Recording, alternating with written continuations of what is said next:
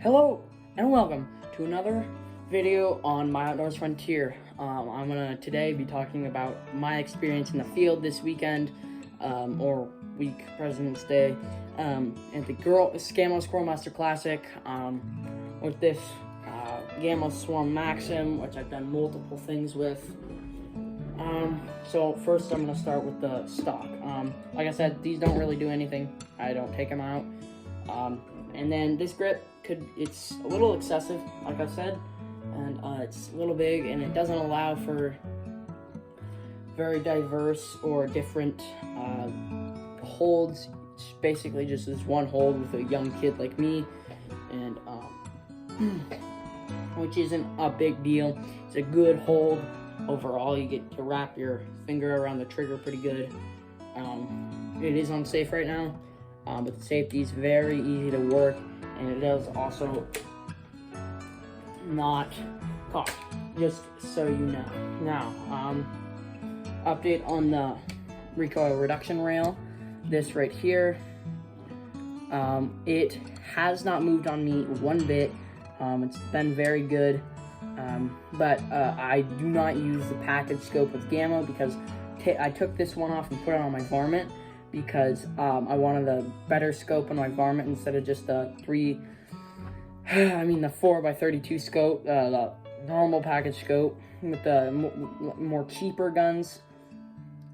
And this one's not near as good as the Gamo ones. I've had multiple of these breaks, but this one is not near as good as the Gamo. Just so you guys know, I would stick with the Gamo package scope, but I just put this one on here and then put the package one on the varmint. Okay, accuracy, I'm gonna move on. It was very great, actually. I made 2 out of the 3 kill shots on all the squirrels, one of which I hit in the head, which I was aiming for the head, one of which it was just going for the shoulder, and I hit the shoulder at like 40 up in a tree. I did notice a little bit on that one shot. I did on purpose aim a little bit over to the left because I knew it was a little bit over to the right, probably because what I always do is I sight it in for about 15 because it's very open where we're at, and see where it's at 30 and then 40. And it was a little bit over to the right at 40, so that's why I held a little bit over to the left. Just get to know your gun like that, and you'll kill a lot more squirrels. Now, don't use the Crossman pellets. I don't know about the other types of Crossman pellets, but the Crossman hollow points, which is probably be the same as like the Crossman pointeds or the Crossman anything. They would, when I would load one, I had a fully loaded neg. This never happened yesterday in Squirrel Master Classic, but sometimes the pellet would fall into the feeding right there, and so it wouldn't allow for another pellet to go in or something, and it would just dry fire and do nothing else. So I had a little bit of trouble with that on Sunday instead of Monday, which is when the Gamo Squirrel Master Classic was. Other than that, you don't want to have your finger in the way of this thing. I've only done it once and not in the outdoors, but I did do it, and it hurt a lot, even though I was hardly pushing up on it to make any pressure. Okay, so a little thing, this grip right here, it's a normal grip. I mean, it's okay. It's not going to really affect your accuracy as much as a lot of people think. I like the big barrel grip.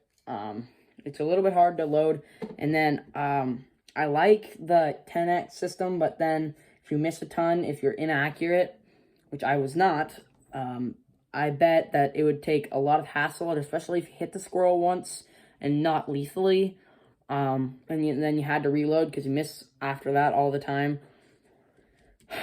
Reloading this, they might crawl into a hole, and that would be devastating because that's a dead squirrel. That's most likely a dead squirrel, and you don't get to use it. So it's not an ideal situation, but it's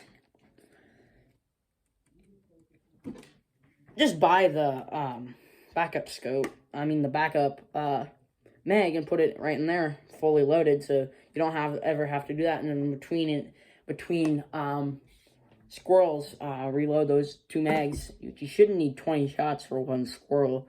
I don't see why the squirrel would be there still. And that's really everything that I have to say about this amazing gun, other than I recommend it for anyone that's looking for a great hunting gun with good accuracy, with good punch power, that's not looking for a $600 gun or a $2,000 gun like FX guns.